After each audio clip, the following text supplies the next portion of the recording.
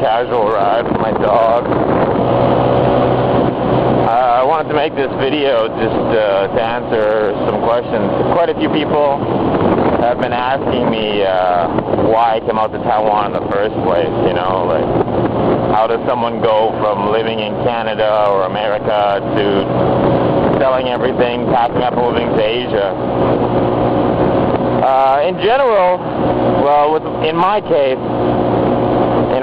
there was a friend of mine who had taught in Korea, and he had taught there for a year, and he saved up a lot of money. He only worked there for 1 year, and he saved up enough money to pay off all of his student loans and to come back to Canada and to buy a car. And then in Canada, he was working shit jobs. He was a waiter at Pizza Hut and graveyard shift at a hotel. And it started to get to him that, you know, like in Korea, he got a lot of respect. Teachers get a lot of respect there. And he was making a lot of money. And now he's back in Canada, and he's working long hours and making no money. So he just decided to go back to Asia, and he asked me if I wanted to go with him. And at that time of my life, I was having some financial difficulty, and on top of that, my mother had passed away not too long before he asked. So I didn't have much reason to stay in Canada, in my opinion. So I said, sure, why not? It might be the change that I need, right? So I moved out to Taiwan with him. And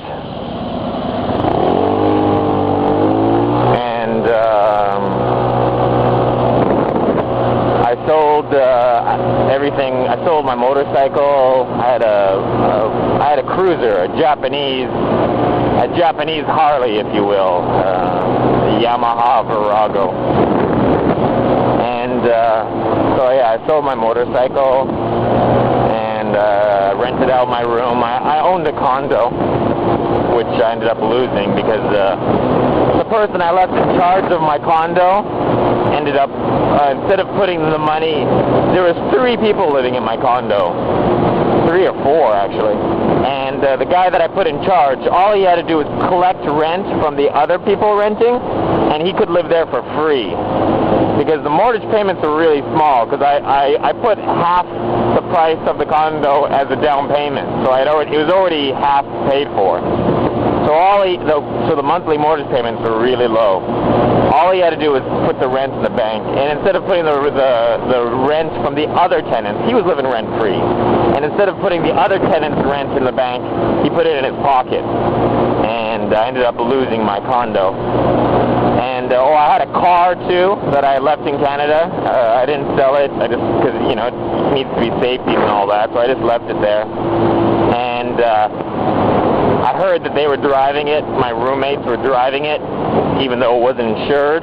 So I got another friend of mine to swing by the condo, and he took the license plates off of it.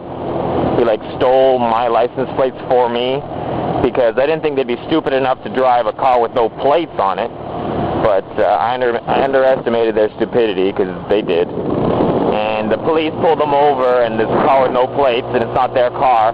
And the police are like, what the hell? And they're like, oh, it's my buddy's car. He lent it to me, and he didn't tell me that it didn't have plates on it, and I didn't think to check. And they're like, well, you know, so they impounded my car, and then I guess I could have came back and claimed it stolen or whatever, but whatever, I just let it slide. So I lost the car, I lost the condo.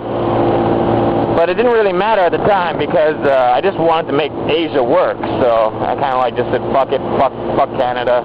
No disrespect to Canada intended, but with regards to my life, I was just like, okay, forget Canada. I'm gonna see what I can do out with a new life. And when I first got out here, it wasn't good. Okay, so yeah, that's the beginning. That's how I came to come out here in the first place.